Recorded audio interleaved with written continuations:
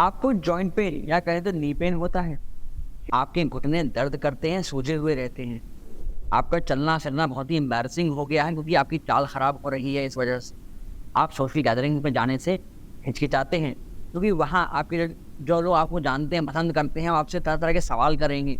कई लोग तो बहुत सारी रेमेडीज तक आपको बता देंगे, ये ले लो, वो ले लो, कोई कोई टैबलेट बता देंगे।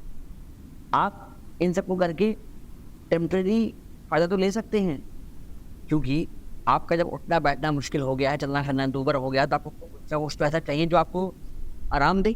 और अब आप इस सबसे बहुत परेशान हो चुके हैं, आई गेस तभी आप ये वीडियो देख रहे होंगे, और आप चाहते हैं इससे परमानेंट सोल्यूशन, आराम। तो उसके लिए आज का ये वीडियो आपके लिए बहुत काम का हो सकता है। आज आपको हम एक ऐसी मेडिकली टेस्टेड प्रूवन रेमेडी बताएंगे जिसके सेवन से आप अपने इस जॉइंट पेन से, डिस्कम्फर्ट से काफ़ी हद तक ग्रेजुअली छुटकारा पा सकते हैं और स्वस्थ रह सकते हैं, एक हेल्दी लाइफ जी सकते हैं। तो फिर देर किस बात की, चलिए शुरू करते हैं आज के सेशन को। और उससे पहले इस चैनल को सब्सक्राइब कर लें और बेल आइकन दबाना ना भूलें। मैं हूं आपका physiotherapist, nutritionist doctor Abhinav Chaturvedi, Rooprani health care, Shastripuram road, Agra से। सबसे पहले समझिए कि आपको नी पेन हो क्यों सकता है। तो उसकी एक बहुत बड़ी वजह होती है आपके नी के मेनिस्कस और कार्टिलेज के खिंच जाने की वजह से। जब भी जॉइंट में इन्फ्लेमेशन होता है तो यहाँ सूजन आ जाती है। ये मेनिस्कस और कार्टिलेज घिसने के बाद आपकी हड्डियाँ आपस में घिसने लगती हैं और चलते चलते ये क्रोड होने लगती हैं। इस वजह से आपके नी में पेन होता है, स्वेलिंग आ जाती है, आपका नी इन्फ्लेम करके बड़े साइज़ का हो जाता है नॉर्मल से। अब ये हो सकता है आपके ख़राब लाइफस्टाइल की वजह से, क्योंकि आपका हो सकता है डाइट ठीक ना हो, आपका वेट बढ़ गया। ये समस्याएं हो सकती हैं कई इंजरीज़ की वजह से। फॉर एग्जांपल आप कहीं जा रहे थे, पैर मुड़ गया, आप गिर गए, नी ट्विस्ट हो गया, इंजरी हो गई। कोई रोड ट्रैफिक एक्सीडेंट हो सकता है, कहीं बाइक से टक्कर हो गई, कहीं कार एक्सीडेंट हो गया, या कोई ऐसी इंजरी जो अनअवॉइडेबल थी, आप कुछ कर रहे थे या किसी और ने आपको एक्सीडेंट कर दिया। ये वजह हो सकती है आपकी नी की इंजरी की। एक स्पोर्ट इंजरी हो सकती है जिसकी वजह से आपकी नी में डैमेज हो गया हो, कोई आप स्पोर्ट खेलते हो, या आप वीकेंड वॉरियर बन गए हो। आप 5 डेज़ तो एक्सरसाइज नहीं करते, काम करते हैं, ऑफिस जाते हैं, बट आपको वीकेंड पे लगता है कि यार थोड़ा आज खेल लेते हैं। आप खेलने तो चले गए, ना वार्म अप किया ना कुछ, लगे खेलने। अब मसल तो स्टिफ थी, वो प्रिपेयर तो थी नहीं इसके लिए, आपको इंजरी हो गई। ये वजह आपकी नी में सूजन की, घिसने की हो सकती है। या एक वजह ये हो सकती है कि आप कोई काम कर रहे हैं, आपका ध्यान कहीं पर है, आप उस काम के लिए प्रिपेयर नहीं थे, वो मसल प्रिपेयर नहीं थी, एकदम से आप हुए तो नी ट्विस्ट हो गया। ये वजह आपकी नी में इंजरी और पेन की हो सकती है। या फिर डिजनरेशन, जैसा हमने कहा, ये एज संबंधी भी हो सकता है, ये ट्रॉमेटिक भी हो सकता है। तो ये कई सारी वजह हो सकती हैं आपके घुटनों की दर्द की, सूजन की। या एक वजह और हो सकती है आपका ख़राब फुटवेयर। इस ख़राब फुटवेयर से भी बचिएगा। साथ ही साथ आपको आगे जो हम रेमेडी बताने वाले हैं उसे तो आपको यूज़ करना ही करना है, क्योंकि सबसे बड़ी जो समस्या आज के समय में हम देख रहे हैं अपनी प्रैक्टिस में, वो है नीज़ का डिजेनरेशन। तो कैसे रोकेंगे इस डिजेनरेशन को, बात करेंगे इसके ऊपर आगे।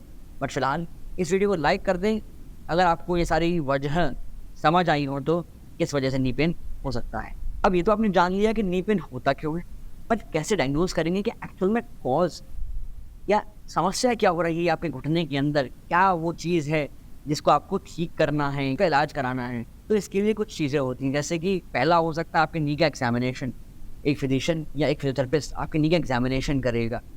वो आपके जॉइंट के कुछ टेस्ट कर सकते हैं, जैसे कि एंटीरियर रॉड टेस्ट होता है, जिससे मालूम पड़ता है कि नी में क्या समस्या है, कहीं लिगामेंट इंजरी तो नहीं हुई, या फिर कहीं मेनिस्कस डैमेज हो गए हैं, वो डिजेनरेशन हो रहा है। अगर इस सबसे भी नहीं कंफर्म हो पाता है तो फिर आपके नी के एक्सरे करा के देखे जा सकते हैं। एक्सरे लाइन पोजीशन में हो सकते हैं, वो एपी लैटरल एक्सरे हो सकते हैं, एक एंटीरियर पोस्टीरियर व्यू हो सकता है, एक जिसे हम एपी स्टैंडिंग कहते हैं मेडिकल इमा फरांका में। खड़े होगा, सामने से आपका एक एक्सरे होगा, इससे मालूम पड़ेगा कि आपके नी में क्या डैमेज हो रहा है। अगर इस सबसे भी ठीक से नहीं मालूम पड़ता कि आपकी नी में क्या इंजरी हो रही है, तो फिर आपके फिजिशियन, आपके फिजियोथेरेपिस्ट, आपके ऑर्थोपेडिक सर्जन आपके नी का एमआरआई करा कर देखते हैं कि कहीं सॉफ्ट टिश्यू में तो कोई डैमेज नहीं हो रहा है, अगर है तो कैसा है, किस तरह का है। उसके बाद ये तय करा जाता है कि लाइन ऑफ एक्शन क्या रहना चाहिए, क्या ट्रीटमेंट होगा। आमतौर पर अगर सिर्फ इन्फ्लेमेशन होता है तो आपको कुछ मेडिसिन दी जाती हैं, कुछ वीक्स का कोर्स दिया जाता है और आपको घर भेज दिया जाता है ये लिख के कि इनको कुछ दिनों तक खा लीजिए। कोई डाइटरी चेंजेस भी आपको बताए जा सकते हैं, इसके बारे में हम आगे बात करेंगे इसके बारे में। पर अगर कभी आपको भी ऐसी कोई समस्या हुई है या आप उस समस्या से जूझ रहे हैं, हमें कमेंट सेक्शन में अभी पूछ करके बता दूँगा। अब आमतौर पे आपको जो ट्रीटमेंट दिया जाता है नी पेन के लिए, उसमें कई सारी मेडिकेशंस होती हैं जो आपको टेम्परेरी तौर पे तो फ़ायदा दे देती हैं, टाइम बिंग मोमेंटरी फ़ायदा दे देती हैं, क्योंकि डॉक्टर आपको सिम्टोमेटिक ट्रीटमेंट देते हैं, आपको जो सिम्टम्स आ रहे हैं उसके लिए मेडिकेशन दे देते हैं।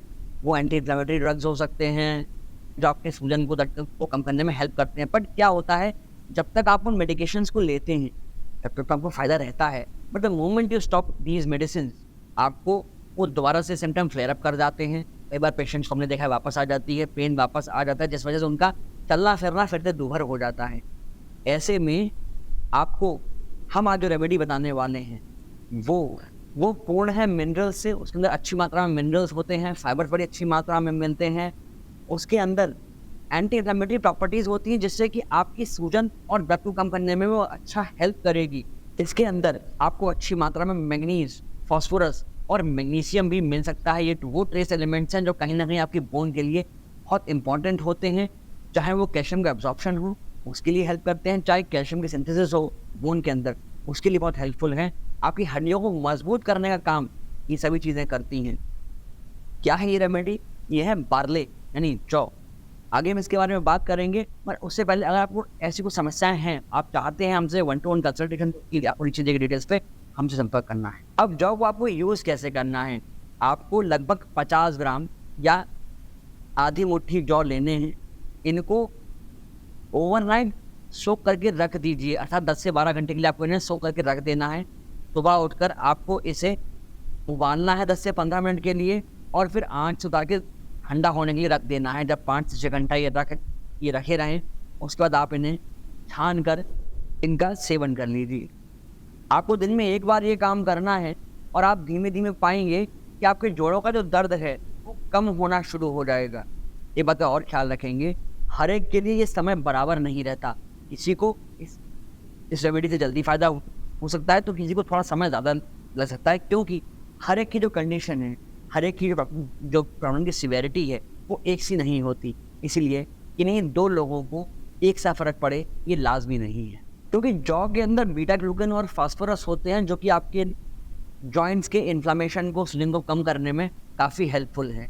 इसके साथ साथ अगर आप में से किसी को भी ग्लूटेन से एलर्जी है तो ख्याल रखें कि आप अपने डॉक्टर को कंसल्ट करने के बाद ही इस रेमेडी का यूज़ करें, क्योंकि कई बार क्या होता है, जिन्हें भी ग्लूटेन से एलर्जी है उन्हें नुकसान हो सकता है, कई सारी समस्याएं उन्हें हो सकती हैं। क्रोनिक इलनेस अगर किसी को है तो ऐसे लोग भी अपने डॉक्टर को कंसल्ट करने के बाद ही इस रेमेडी का यूज़ करें। इसके साथ साथ आपकी हड्डियों में अगर समस्याएं हो रही हैं तो हम ये मान सकते हैं कि आपकी बोन में जो कैल्शियम है उसकी मात्रा भी काफ़ी कम हो रही होगी। तो कैसे आप कैल्शियम की मात्रा अपनी बॉडी में, अपनी हड्डियों में बढ़ा सकते हैं, उसके लिए ये वीडियो फिनिश करने के बाद एक वीडियो और है चैनल पे जिसका लिंक हम आई कार्ड में ड्रॉप कर रहे हैं। कैल्शियम फूड, ऐसे कौन सी चीज़ें जिनसे आपकी बॉडी में, आपकी बोन में कैल्शियम बढ़ सकता है। इसके अलावा भी जौ के बहुत सारे फ़ायदे होते हैं, केवल ऐसा ही नहीं कि आपकी बोन हेल्थ के लिए जौ बहुत फ़ायदेमंद है। जौ के अंदर भी फाइबर बड़ी अच्छी मात्रा में होता है, लो शुगर रहती है, तो आपकी जो हार्ट हेल्थ संबंधी समस्याएं हैं उसके लिए जौ बहुत फ़ायदेमंद है। ऐसे लोग जिनकी डायबिटीज़ या शुगर बढ़ी रहती है, क्योंकि इसका जीआई काफ़ी लो होता है, उनके लिए भी जौ फ़ायदेमंद है।